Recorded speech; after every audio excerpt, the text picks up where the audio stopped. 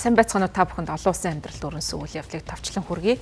Америкийн нэгдсэн улсын ерөнхийлөгч Дональд Трамп дэлхийн 100 гаруй улсуудад тарифын үнийг нэмэх ийм шийдвэрийг гаргасан. За үүнтэй холбоотойгоор дэлхийн биржүүдэд хөрөнгийн биржүүдэд хувьцааны үн унжихэлсэн байна. За үүний гол шалтгаан нь бол эдгээр тарифыг бий болгосны дараагаас улс орнуудын эдийн засаг удаашрах төлөв ажиглагдсан. За мөн үн өснө инфляци нэмэгдэнэ гэсэн таамаглалын үндсэн дээр дэлхийн хувьцаануудын бирж нэг өдрийн дараагаас эхлээд уналтанд орсон ийм байдалтай байна.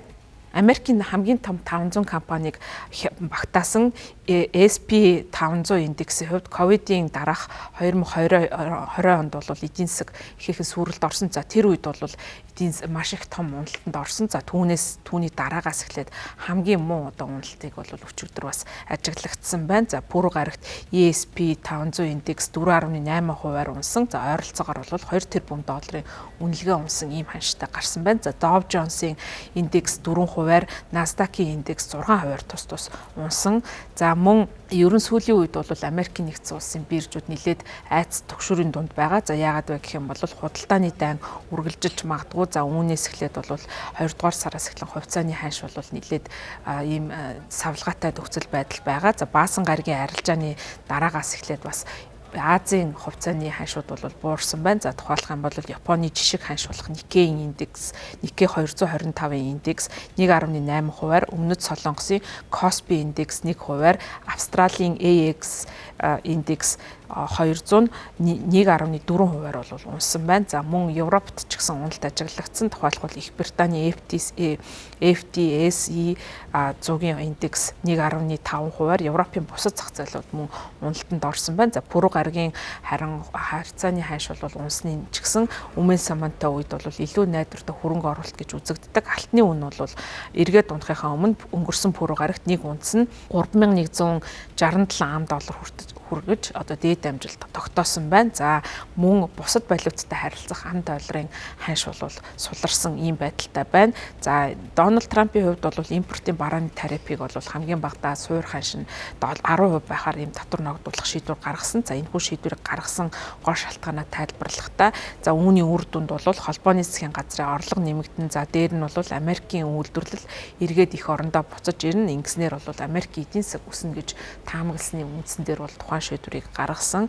За дээр нь бол түүний энэ шийдвэрийг гаргасны дараа дэлхийн одоо чухал орнууд за мөн Америкийн нэгдсэн улстай голлон худалдаа яадаг орнууд бол эргээд хариу ийм татварын бодлого хэрэгжүүлнэ гэдгээ зарласан. Тухайлах юм бол бүгд найрамд Хятад ард улс, Европын холбоо зэрэг түншүүдээс нь бусад одоо татварын хариу татварыг бол оногдуулахаа нэмэгд хэлсэн байгаа. За Хятадын хувьд бол нийтдээ 54% татвар Хятадд ногдуулсан бол Европын холбоонд бол 20% татварыг ногдуулад байгаа. За тарифын энэ одоо бараатай холбоотой одоо энэ өөрчлөлттэй холбоотойгоор сүүлийн 100 гаруй жилийн туршид бол Америк ийхүү өндөр түвшинд бол тарифаа нэмэгдүүлсэн байдал нь энэ удаагийнх болж байна. За тариф гэдэг нь бол бусад орноос импортлж буй бараа таварт ногдуулж байгаа импортын татварыг хэлдэг.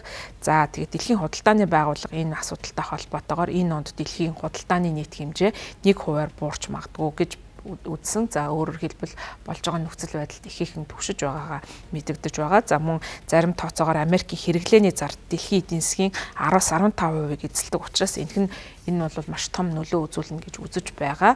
За Европын холбооны орнуудад тариф ногдуулсантай холбоотой энэс шалтгаалсан бол эдийн засгийн өсөлт нь бол бараг 1%-аар буурч магадгүй гэсэн ийм зүйлийг Principal Asset Management компани судалгаанд дурдсан байна. За мөн Дональд Трампын хэрэгжүүлэхээр зарлаад байгаа энэхүү татварын бодлоготой холбоотойгоор Америкийн эдийн засагт бол шууд уналт бий болох нь тодорхой боллоо гэдгийг Principal Asset Management-ийн стратегийн зөвлөх бол мэдгдсэн. Мөн одоо ерөнхийлөгч Дональд Трампын зүгээс анхны бүрэн эрхийн хугацаанд Европын холбоонд одоо хариу татвар ногдуулсан мотоцикл үйлдвэрлэгч Harley Davidson-ийн үн бас 10%-аар унсан ийм байдалтай байна. За Европын спортын хувьц үйлдвэрлэгч Adidas компани хувьц 10 гаруй хувиар унсан. За мөн түүний өрсөлдөгч Puma компани хувьцаа ч гэсэн 9 гаруй хувиар унсан байна. За тансаг хэрэглэлийн барааны одоо фермүүдийг үйлдвэрлэдэг Pandora компани За 10%-аар за харин Louis Vuitton, Moet Hennessy зэрэг одоо Европын болон Швейцарын зах зээлд бол бараа бүтээгдэхүүнээ нийлүүлдэг. Тэгэл тансаг хэрэглээний компани одоо татвар ногдуулсантай холбоотойгоор хувьцааныхаа ханш нь 3%-аар унсан ийм байдалтай байна.